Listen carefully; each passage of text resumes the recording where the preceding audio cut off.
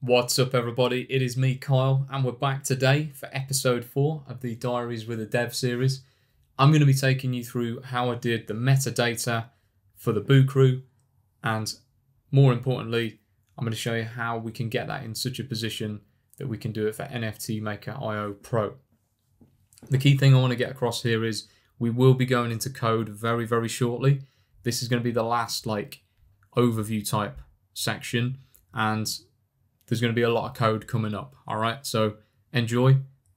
Let me just spend about 5 minutes though, giving you an overview of the technique, why we're doing it like that, which is going to especially help people who are not overly familiar with writing code or generally designing software. So first of all then, what is metadata? So remember before I was talking about how a CNFT is essentially just some data on the blockchain, right? Well, metadata, that's kind of what it is anyway. But metadata originally just means data about data. All right, so a good example would be this database has 1,000 records in it. That is metadata about the data.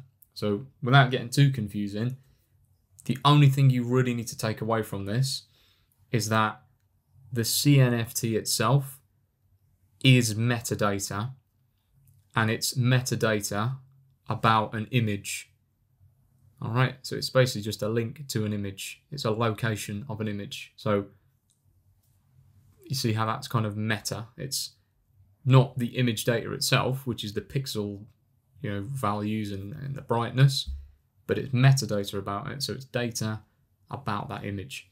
Now, over time, people worked out that rather than just storing the image on the blockchain, the image location or a pointer to it, however you want to put it, they could also put attributes on there. This is the real one, and some of these are actually minted tokens. Metadata, primarily, its main purpose in this case is actually to basically mint this bit of information here to the blockchain. All right. And as you can see, we've got in here IPFS // and then we've got this unique identifier. Now what this is an address on the IPFS blockchain, and essentially that's where the real image is actually stored. This is where the image is really stored.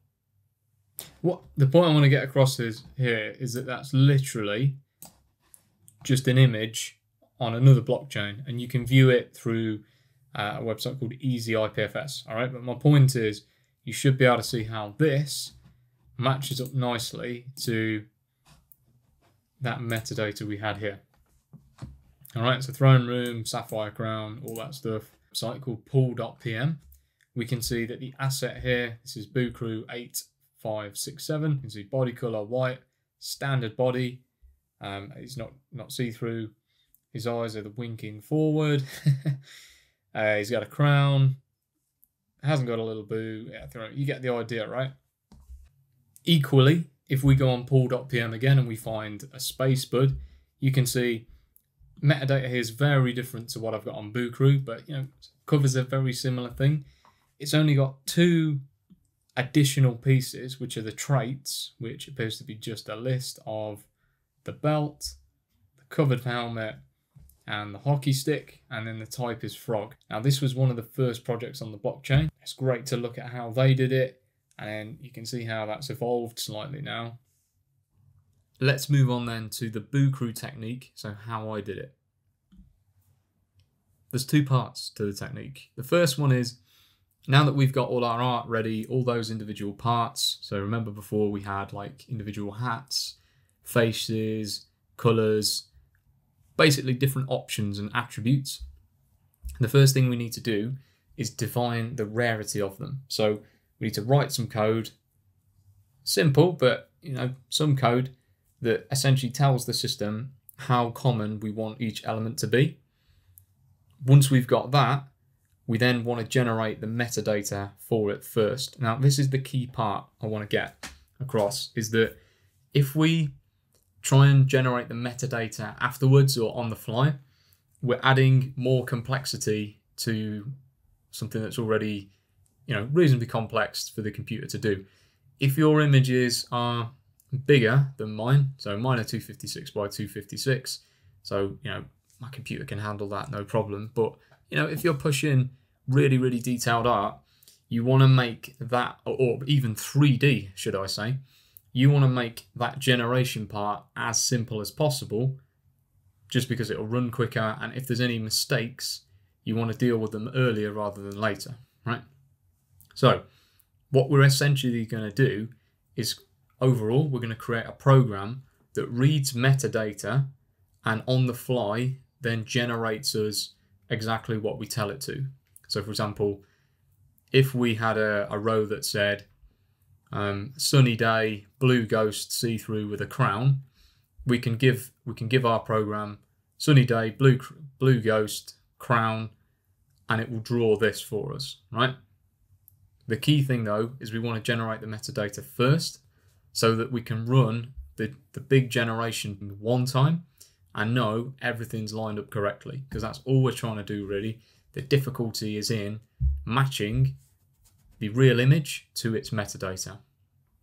So anyway, once we've generated it, the next step is to store it somewhere. I used CSV files. They're very, very lightweight. You can even open them up in Excel. Again, I'm trying to make this really friendly. If I'm sure there'll be a lot of people who, you might even want to use an SQL database or a JSON database or something or other. But I want to make this series really accessible. So we're going to use CSV as it's a really simple file format. And then finally, as I said before, our art generator is going to read the CSV and generate the art we want. Finally, we'll end up with our art. So there'll be 10,000 of these and then 10,000 rows of metadata, and we will then combine them into JSON and then upload. JSON is just another way of formatting data that NFT Maker Pro accepts. So that's the high level overview, and yeah, let's get into code. Before we go into the code is that you want to now put all your art into a folder called sources, and you want to give them each attribute its own folder, and then within there you want to then split them down any further if you need to. The key thing is that whatever you name them, keep it simple. All right, so if I go into here, body, I've got the standard bodies, got yellow, white, red, purple, and note how super simple names, and I've capitalized them. Now, if you do use that, capitals, lowercase, I'd actually say keep it all lowercase and it's a lot more simple. But if you're going to do it, just remember how. Same again, we've got cheeky, shy, standard, wink forward, wink left. Then we've got the different hat types here, like the berets, and you can see we've got them all in this folder. So just remember that. Load up all your art into a folder structure that looks a bit like this, and then you'll see how we're going to use that next. First things first, you want to be importing all of this stuff right away, and that way we're not going to have to worry about it later on.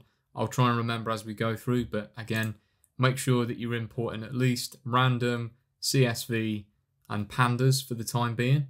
Everything else we can get later, but you may as well import it now. We're at the start of this phase, so probably a good thing to do. Don't need to worry so much about this. This is just how I like pandas to print things out. Yeah, don't worry about it. But yeah, key stuff basically is from here up. All right, thank you. Let's get into it. Okay, first thing I've done, I've written this here. It's a line of code that basically just defines, the headers on our CSV file. So if you've used Excel before, this is your column headers. So we're going to take in the file name, the number, the time of day, the background, the body type, body color, etc. I've just opened up my folder here, and you can see that we've got, these correspond, right? So background, body, eyes, etc. No, I never actually used the beard or or the glasses, actually. That's interesting. Or hair. Or moustache. There you go. See, things change along the way. Anyway, key point, all it is that, right? Next then, I've written this line here. What this does is this opens up a CSV file, and we're going to call it BooCrew diary list.csv. And essentially what this tells it is open me a CSV file as the variable f, and then you create another object called a writer from the CSV library that essentially allows you to write to f, which is our file. And then finally I tell it to write the row which we're taking in the variable header names. Then if we want to run that, what we can do here is we can literally say make CSV, and we're going to put in our headers up here, and then we run that, and what we should see is very quickly, bosh, we've got this new file, and there you go. You can see we've written that in as comma separated values. So there you go, that's the start of the file. Going back here then, we don't want to run that again. The next thing I did, I've written out this first thing here called def rand TOD. So that's the time of day, which matches up with, if we go to our backgrounds, you can see we've got the three options. We've got night time, and then the ones at dusk, and etc. If we scroll here, you can see what I've done. I've used the random that we've imported, and I'm asking for a random integer between 0 and 999. And the reason for that is that gives me some granularity on the, how specific I can be. If we went just to 99, then we'd be able to get within 1%, just 9 would be 10%, but 999 lets us go down to the 0.1%, which means, we can be quite specific in how rare we want things to be. And that's possible because of the number of attributes we've got for BooCrew. Something I didn't mention before, you want a lot of attributes so that you can, especially if you're going to make like a 10K project, so that you've got some flexibility in that. How this works then is essentially if the role is less than 499, which is about 50%. So if when we roll this number, it's less than 500, pick day. If it's between 500 and 800, which is 300 or 30%, we pick dusk. And then the final part, if the number is between 800 and 1000, which is a gap of 200 or 20%, we return night. And then if we hit run, and then you can see here I've done a quick for loop just to give you an example.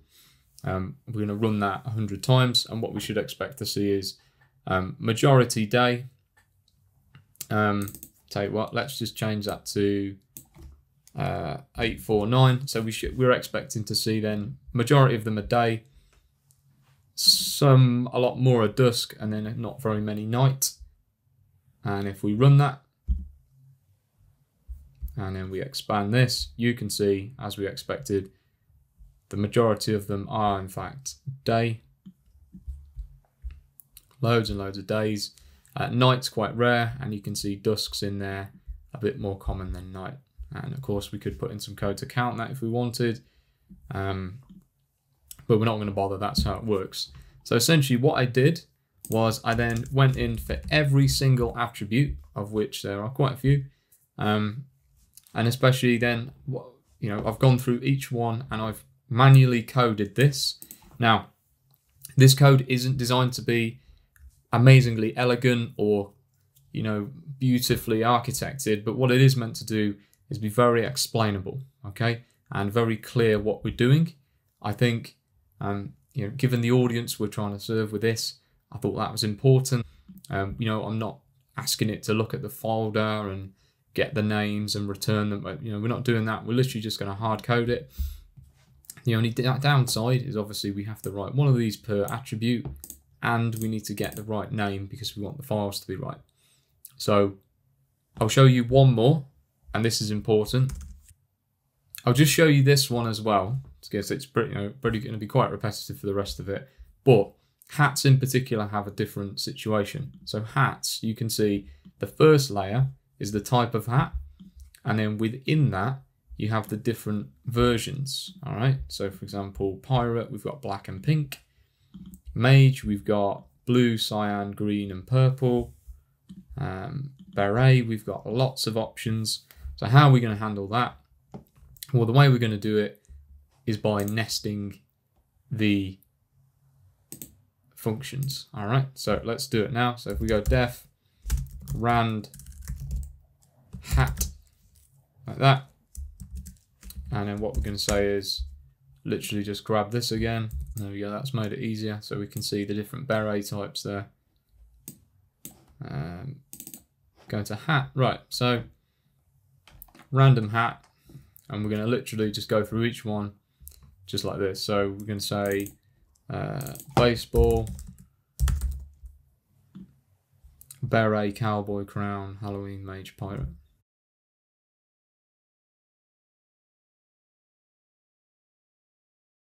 Mage, and finally, yeah, pirate. Like that, pirate. And then we want to define how rare we're going to make them. I'm going to make this nice and easy. Let's just say 199, 299, 399, 499, let's say 599. And we want the major ones to be a bit more common. And then we'll have it like that, right? Now, you could either write a method like this, or we could write individual methods to handle each type. I'm going to do it this way. And the way I'm going to do this is actually, I've just changed this to rand hat type because I've realized that we're going to need this variable anyway for our metadata. And then what we're going to do is we're going to say def rand hat color. Okay, because that's how I've defined the differences, even though it's not all colors. And what this is going to say is type in, and then essentially what we're going to do is deal with it inside. All right, so we'll say if type in equals equals.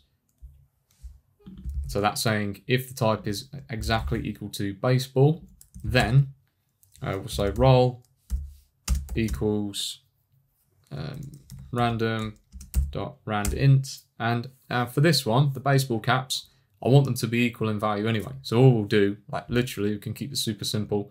We'll do a random integer between 0 and 1. And then we'll just say if roll equals 0,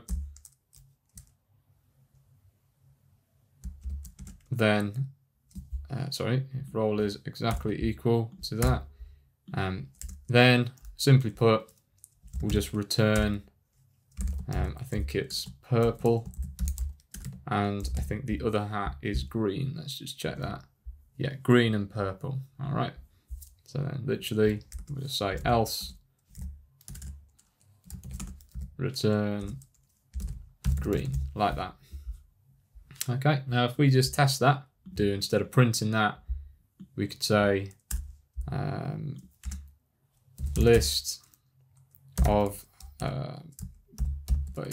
baseball hats equals this, and then we could say list of baseball hats dot append, and then we'll add that in. Oops, that's not good. We're going to drop that here like that, and then we can say, once that's done, we can say, and then finally what we can do is say print list of baseball hats dot count, and then we can put in there green, and then we can do the same for purple. And then and down here, there you go, we've got 4357. And then to test this multiple times, what we'll do is we'll just literally stick 10,000 in there, and let's see what we get. And there you go, 4977 to 5023. As you can see, pretty good. So the next thing we're going to do is we're going to write out all of that for all of our attributes, and I'll be back in a sec. Cheers.